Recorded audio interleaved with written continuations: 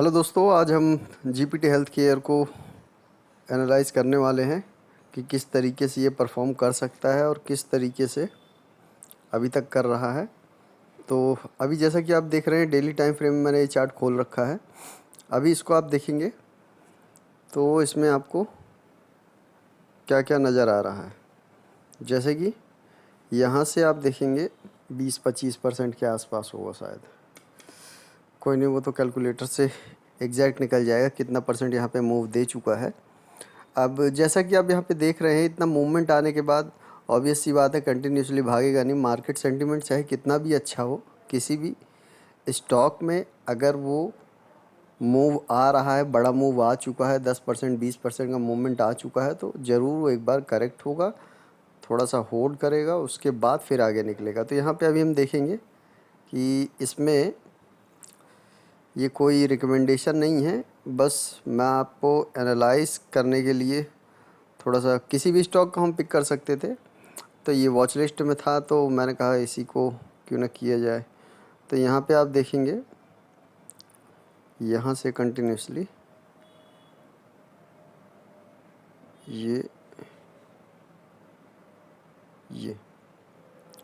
तो पहला तो हमें ये मिल गया साइन, यहाँ से ये ट्रेंड लाइन का ऊपर से ब्रेकआउट मिल चुका है और यहाँ पे बहुत ज़्यादा चांसेस है कि यहाँ पे आके कंसोलिडेट करना शुरू करेगा।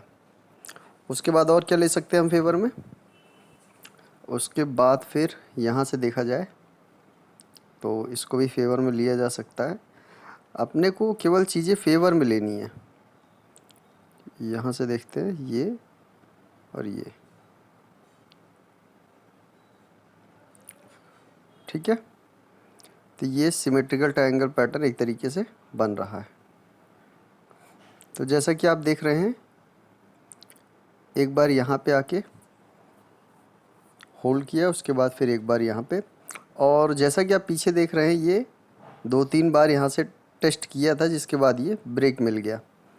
तो बहुत ज़्यादा चांस है कि ये अगर यहाँ पे होल्ड नहीं करता है, एक सेकंड, अगर ये यहाँ पे होल्ड नहीं करता है तो फिर बहुत ज़्यादा चांस है कि इस वाले ट्रेंड लाइन पे आके एक बार यहाँ से फिर बाउंस करेगा। तो ऐसे ही प्रोबेबिलिटी आपको निकालनी किसी भी स्टॉक के लिए, और चीज़ों को बस फेवर में लेना होता है। स्टॉप लॉस क्या रख सकते हैं आप? स्टॉप लॉस यहाँ पे ये रख सकते हैं, अगर सपोज़ आप यहाँ पे एंट्री बनाते हैं, ये कोई रिकमेंडेशन नहीं है, बस मैं एक एग्जांपल दे के बता रहा हूँ। जैसे आप यहाँ पे एंट्री बना रहे हैं, मेन इसमें होता क्या है, कभी भी आप किसी में भी, किसी भी स्टॉक में और किसी भी ऑप्शन या किसी भी चीज़ में आप अगर उसके प्रीमियम वगैरह किसी में भी बना रहे हैं, तो जिस बिहाफ पे आप बना रहे हैं बस उसी को आप स्टॉप लॉस समझिए। जैसे कि यहाँ पे ये इसका ब्रेकआउट मिला, ठीक है। अब अगर इसके बिहाफ पे आपको बनाना है तो ये मत सोचिए कि ये यहाँ तक आएगा तो फिर मैं होल्ड करूँ। सपोज़ यहाँ से अगर यहाँ पे क्लोजिंग दे देता है नीचे, ठीक है, तो एक तरीके से अगर आपने इसको सोच के बनाया है तो यहाँ पे आपका स्टॉप लॉस हो गया। लेकिन अब यहाँ से आप सोचेंगे कि यहाँ तक आ जाएगा।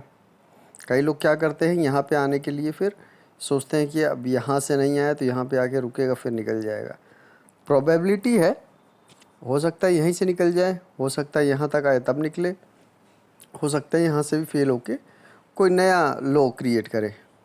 तो प्रोबेबिलिटी आपको पहले वर्स्ट सिनेरियो वाली रखनी है कि मतलब क्या क्या हो सकता है, उसके बाद आपको उसमें सोचना है कि भाई ये टारगेट मिलेगा या और ऊपर मिलेगा और कहीं मिलेगा, या आप यहाँ पे इसके पोल को पूरा लगा के यहाँ पे कर सकते हैं कि भाई इतना यहाँ से मिला है तो यहाँ से भी इतना हो जाएगा।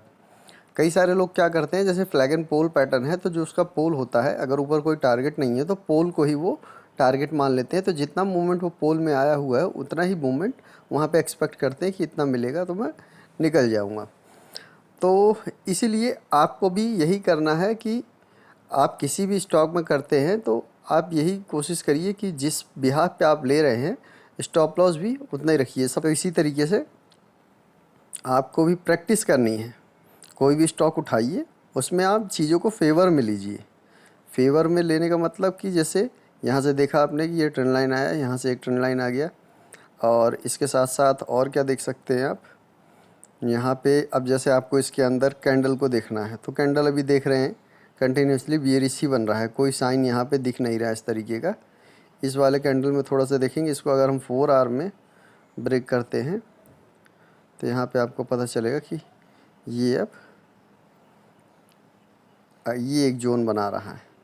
तो अगर ये इस जोन में रह जाता है 1-2 दिन और, तो यहाँ से जो ब्रेकआउट मिलेगा ऊपर का मिलता है तो ऊपर पोजीशन बना सकते हैं। चार्ट पे जितना ज़्यादा प्रैक्टिस करेंगे, न्यूज़ वगैरह फेवर में लेने के लिए अच्छी बात है, लेकिन ये डाइवर्ट भी करता है। सपोज़ आपने इस स्टॉक में सोच रहे हैं कि भाई मैं इसमें 1 महीने 2 महीने तक होल्ड करूँगा, ये लंबा टारगेट है, इस तरीके का सोच के चल रहे हैं, लेकिन बीच में कोई न्यूज़ देख लिया आपने तो अब लगने लगता है अरे अब तो क्राइसिस आने वाला है या अब डाउन ट्रेंड शुरू होने वाला है। बहुत सारी चीज़ें हो जाती है, 1-2 दिन मार्केट कंटिन्यूसली गिरता है तो लगने लगता है कि भाई अब तो डाउन ट्रेंड शुरू हो गया।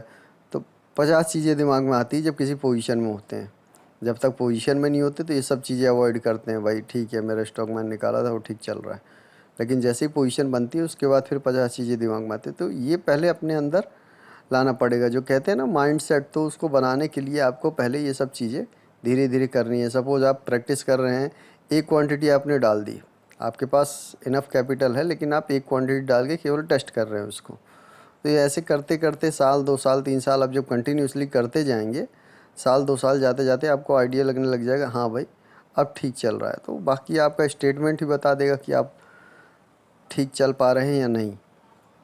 और बाकी कई चीज़ें होती हैं जो किसी किसी को नहीं सूट करती, किसी को ऑप्शन सूट नहीं करता, किसी को बाइंग नहीं करता, किसी को सेलिंग नहीं करता, किसी किसी को वही करता है। तो फिर सबकी अलग अलग थ्योरी है, जिसको जो ठीक लगे उस हिसाब से कर सकते हैं। तो इसी तरीके के एनालिसिस वीडियो के लिए चैनल को सब्सक्राइब करिए और पसंद आए तो लाइक करिए ताकि मैं और आगे बनाता रहूं, और कमेंट भी करिए ताकि और किस स्टॉक के ऊपर आपको एनालिसिस देखनी है तो वो भी मैं देख के बता सकता हूँ। बाकी मिलते हैं किसी और वीडियो में किसी नए स्टॉक के साथ। आज के लिए धन्यवाद।